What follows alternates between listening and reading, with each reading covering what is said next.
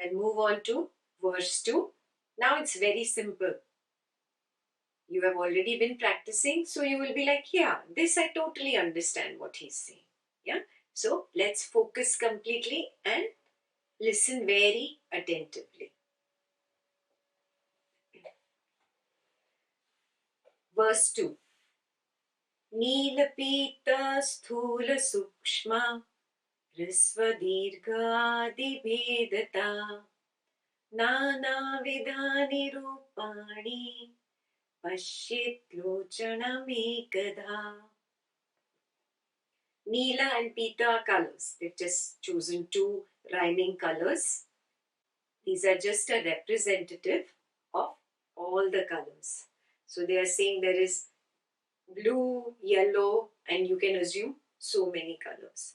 And then like there is sthula and sukshma. Sthul is gross. Sukshma is subtle. Yeah? Then like there is short and long. Like that, there are lots of differences or opposites in this creation. Yeah? Many differences or opposites in this creation.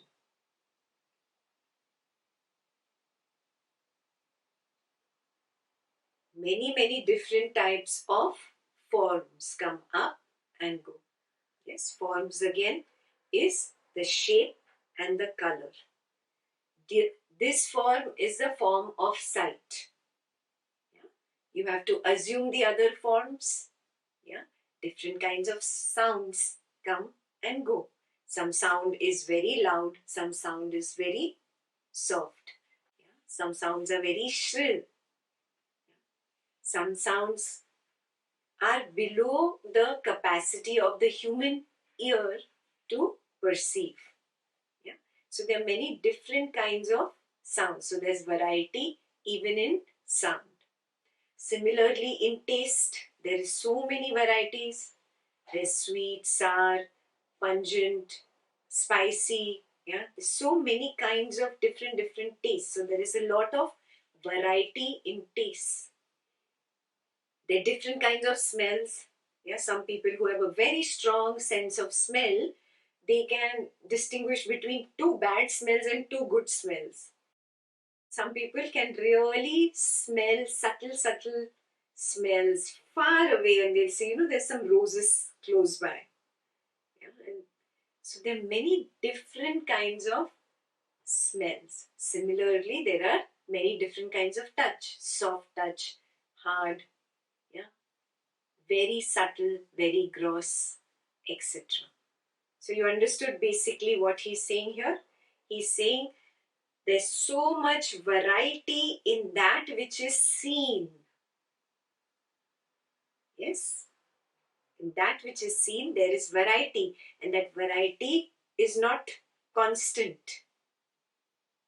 That's very clear? It is a changing variety. Yeah?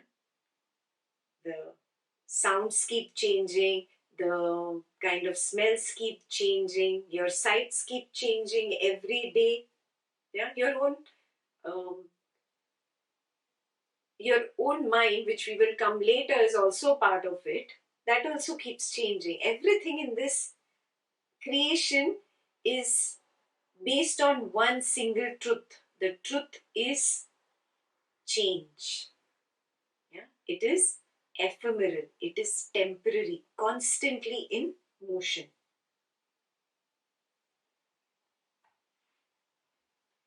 But Pashyet Lochanam Ekadha. The one that is seen is always the same. Yeah? For example, these eyes, relatively speaking, when you're comparing just the eyes as the seer and whatever I am seeing in my room right now, yeah, that keeps changing. Yes, the scenes keep changing. But the eyes, relative to this situation right now, are not changing. It remains the same. Why is he saying this? Yeah, he's just telling you, relative to the scene, the seer remains the same. Now you know where he's going to take this. Yeah. So, relative to the eyes changing, the mind remains the same. And how do my eyes change?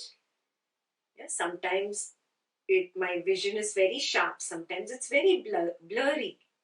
Yeah, sometimes my eyes are very healthy, and sometimes I get conjunctivitis and my eyes are sick. So there is change in the body basically.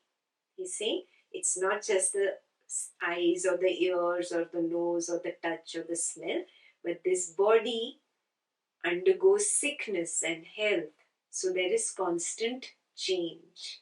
Yes, but the one who is seeing this change, he is relatively unchanging. I hope I made that point clear.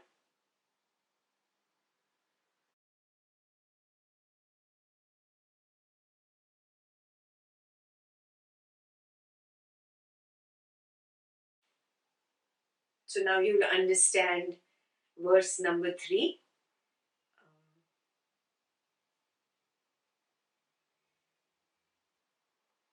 आन्ध्यमान्ध्य पतित्वेषु नेत्रधर्मिक्षु चेकधा संकल्पयेत् मनः श्रोत्र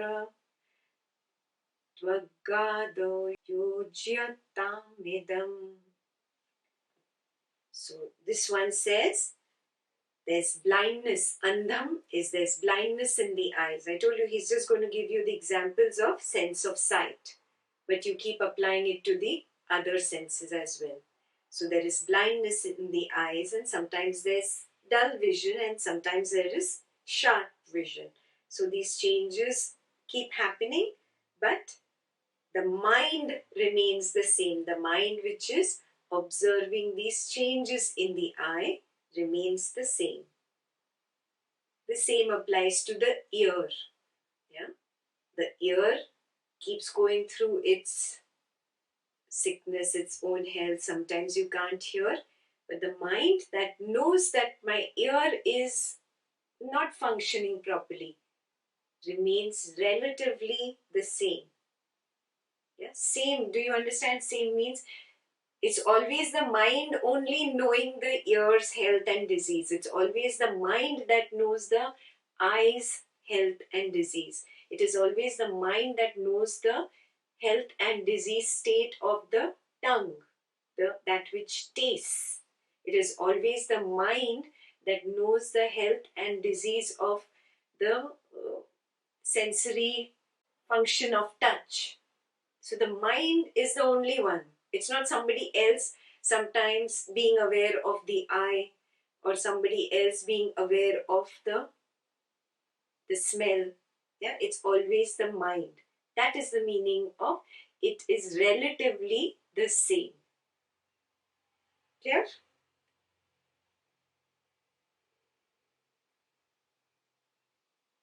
Verse 4.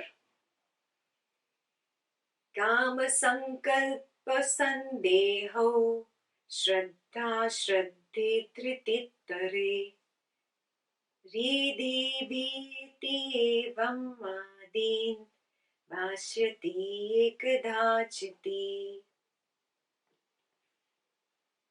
Kama Sankalpa is the opposite of Sandeha. Sandeha is doubts. Kama Sankalpa is when you are free of doubt, but in pursuit of completing what you want. Kama is literally lust or wanting something, and Sankalpa is when you make that intention to get it and you're moving in that direction with full determination. In other simple words, it's desire. Yeah? So desires come in the mind, doubts come in the mind. There is also Shraddha that comes. Okay, Shraddha on the Advaita side has a different meaning than the other parts. Here Shraddha comes when there is a taste of the knower.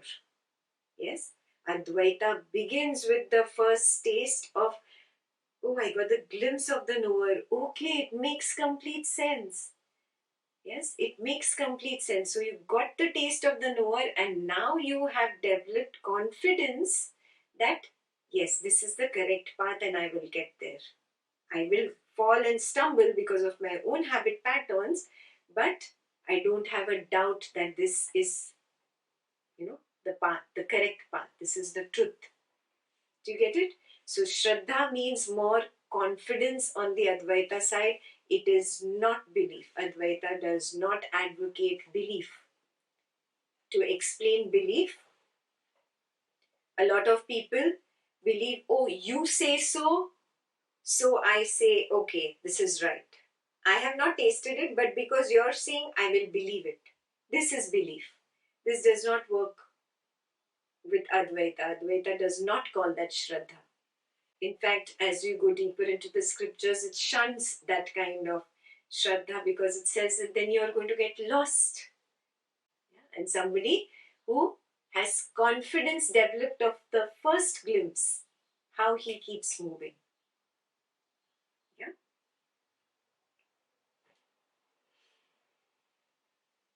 Next is Dhriti. Dhriti is once you get a glimpse of the knower, now you know, this path is the correct path. This is true. There is nothing false or lies about it. Then that gives you more encouragement to keep walking. How many of you recognize this week when you even got a glimpse of the knower first? You started with your own experience and then you were like, yes, I want to practice this more, and you ended up practicing it several times. Yes? Yes? That is Dhriti. Yes, you had Dhriti, the encouragement that comes from inside.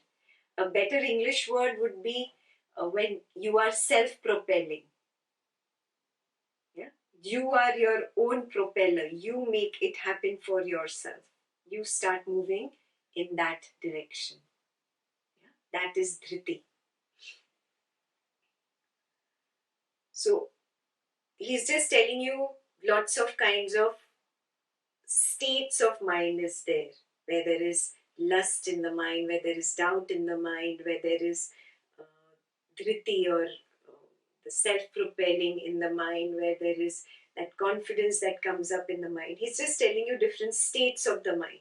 Okay, he's describing very beautifully here in the sutra. Modesty, or uh, better put, three is humility that comes from recognizing, oh, this ego is different and I am different and unnecessary. I used to get caught up in this ego and create drama with this person or that person. Yeah? That humility automatically starts happening to you. Yes? So humility. Diya is understanding, or di comes from the word buddhi. Yeah, the understanding. And bhi, this word is in Marathi and Hindi, many languages, it is fear. So these are the different states of the mind, he's saying. Yeah? All of them keep moving. They come, they go. But that one sakshi, that witness or knower, that is shining its light on them, that is always constant. He remains the same. Yeah? In this, there is a word ekadha. Yeah? That is the one who's always constant. Yes? It's like the way these Upanishads explain it, it's the substratum, the foundation on which your mind comes up, plays for a while, takes on a body, that a plays for a while, then drops the body, and again plays for a while, and takes up another body. There has to be a strong substratum on what this all is happening. That strong substratum, that strong foundation, that is the witness. Again, there is a big difference between the way it is described on the non-Advaita teachings path, where this is recognized as the individual soul, the substratum or the witness, On Advaita's path, this is not recognized as an individual consciousness. Yeah, like we already experienced it. There's nothing individual about that knowingness. Yeah, it is like an infinite field.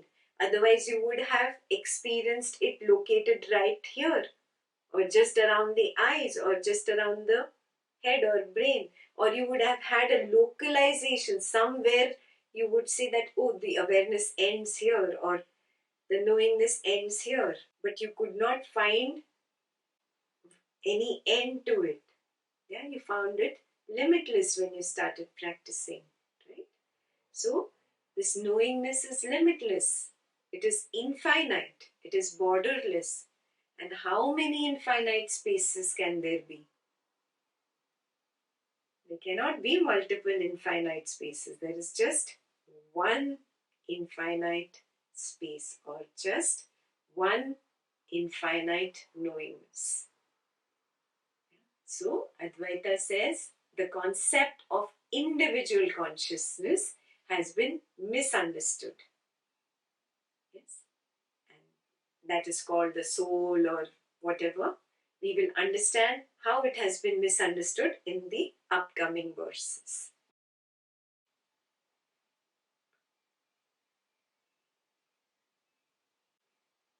Verse 5. Nodeti nastam tesha na vriddhim yati nakshayam swayam vibhatyani bhasayet sadhanam vina. This knower, this witness, it never increases or decreases. It never rises or falls. Yeah, it does not come and go. It is always constant. Always constant. Yes. For example, we were discussing the three states, the waking state, the dreaming state, and the deep sleep state last week. Yes, and we discussed that this knower, this knowingness field is there in my waking state. I can experience the knower knows everything. Yes, in the dreaming state, the knower knows the dream. Yes, that is why sometimes you know, oh, I'm dreaming, or you remember your dreams. Yes, what happens in the deep sleep state? You don't remember anything, but when I ask you after you arise out of your deep sleep state, did you have a sound sleep? You say, yes. Who knows? How do you know? Yeah. So the knowingness is there even in the deep sleep state. Why I don't have memory of that? Because memory belongs to the mind, and the mind shuts down in the dreaming state. The memory shuts down in the dreaming state. So there is absence of mind objects in the deep sleep state. Because of the absence of mind objects in the deep sleep state, even though the pure consciousness is, its light is on, it is completely illumining the same thing, the way it was doing in the waking and the dreaming state. But there is no object. So you experience no thingness. Got it? No thing. You have the experience of absence of things in deep sleep. And that's why you say, there was nothing. I don't have any memory. Yes. So this pure consciousness is there in every state. It is always there. It is not increasing and decreasing. So somebody asked me a question in the one-on-ones that, but I experience sometimes that I'm very aware. Morning person I am very aware in the morning, and evening my awareness is gone. So what is that awareness? That awareness is the mind's attention. You're talking about mind's focus. Yeah? Suppose I tell you that you take this paragraph, read it with focus, and now explain it to me. You get all focused. Okay, I have to read this. Yes, and I have to understand. And you start reading. But there is a knower knowing that the mind is focusing on something. Do you see what I'm saying? So mind's attention is a different thing than the knower. We are taking one step up. Clear? So whenever you are focusing, not only during your daily activities, in your studies, in your watching movies or talking to somebody, but you are focusing even in certain meditation techniques.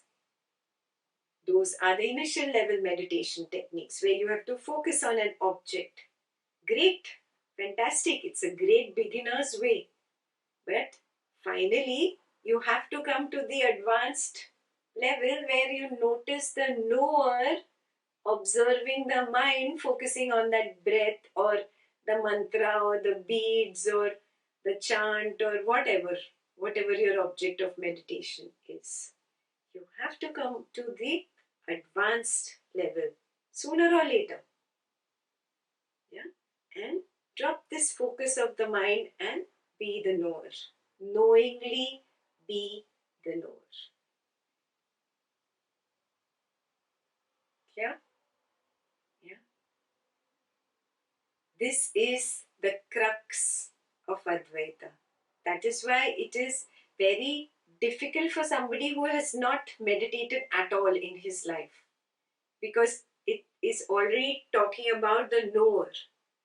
Yeah? But some of you are already ripe, are ready for this highest knowledge. Yes, so it is happening just for those few. There, you are ready to just be established in the knower now. So this, in this verse, he's saying that it shines. It's not like an internal light. Because of these poetic verses, people started closing their eyes in meditation and looking for some light, white light, yellow light, blue light. No light is going to come. Okay, these are poetic verses. What is the meaning of the witness illumining the mind, illumining the body? It is basically giving its consciousness. You have a conscious feeling. Yes, this body right now feels conscious to you. It does not feel like a dead inert substance. That conscious feeling is the illumination from the witness. Do you get it? It's just poetic language. Similarly, the mind feels conscious. Conscious means the thoughts are coming up and going, the feelings are coming up and going. So it's conscious, it is alive. Yes, that is the meaning, that the witness is illumining the mind. The knower illumines the mind. But there is no light that you are going to experience in meditation. And if you do experience, you must know it is a creation of your mind because of these concepts that you've read and heard somewhere. Yes. So this witness, it does not increase or decrease. We understood that. It does not rise or fall. Here, rise and fall is not related to just like the sun rising and the sun setting, but it is also related to feeling that when I die, everything will end. But that is a wrong understanding of the knower. The knower has forgotten itself, has become one with the mind, and feels I am the mind and the body. And now, when this body dies, everything will come to an end. No, I just recognize I am the knower. Yes, this is an illusion that I develop when I forget myself and get one with the mind and body. Yes, I do not die. The body will die. Yes, I do not die. I, the knower, can never die really. It is a field of consciousness. I already am consciousness. I don't have to become consciousness. I don't have to go anywhere. I don't have to do anything. I am already that. Yes, that is the core difference with Advaita. It starts with the goal. This is the goal. It is right in front of you. Yes, but there are some clouds on the way which you need to clear up. It's nothing but my own concepts, my own ideas, my own conditioning, maybe from childhood, maybe from wherever I grew up, or maybe from whatever I read and heard. All conditioning needs to be broken down. And then when you break down that, you will still have your own habit patterns. The habit patterns were formed by the conditioning. Then you break those habit patterns, and finally, you are there. But you can see the goal right from now. It's just that it is blurry. Yeah, like you have a glass window, but your window's glass is completely dirty. You can see the little light coming in between the dust particles. Yes. So you know that the sun is out there. The only thing is I have to clear up the window. Yes, clear? So that is what is said in this verse, that the witness does not rise or set like the sun. It does not increase or decrease. What increases and decreases, we found out, it is our mind's attention or mind's focus. Got nothing to do with the infinite awareness or infinite knowingness. And it shines by itself. We also understood that it's not a light. It is just lending its power of consciousness, that conscious feeling that you have in the body, the conscious feeling that you have in the mind. That is described as illumination, just for poetic effect in the verses. And it does this without any external aid. How does a lamp in your room spread the light? It's taking the aid of electricity. Yes? So here, it's not taking aid of any external agent. It itself is electricity. Yeah? It itself is electricity, and itself is the lamp. And it illumines, as in, it gives the sense of being conscious to the mind and then to the body. This verse is super clear. Yeah? Experientially, we can understand all this. Yes? The knower is there. I can sense this knower. It is so clear. This knower is always there. Whether it's 6 a.m. in the morning or it is 11 in the night, the knower has not increased or decreased. It is just there. Yes? It's a quiet stillness that knows everything. Yes, I can't describe it beyond a point. It's indescribable, but I can be the knower. Yes, and I can, when I'm the knower, I recognize that it has a quality of being conscious, being alive. It's not like a dead energy. Yeah, it's alive, and I can feel this energy. Yes, and it imparts that energy to the body and to the mind, that we will see in the verses ahead. So far is very clear.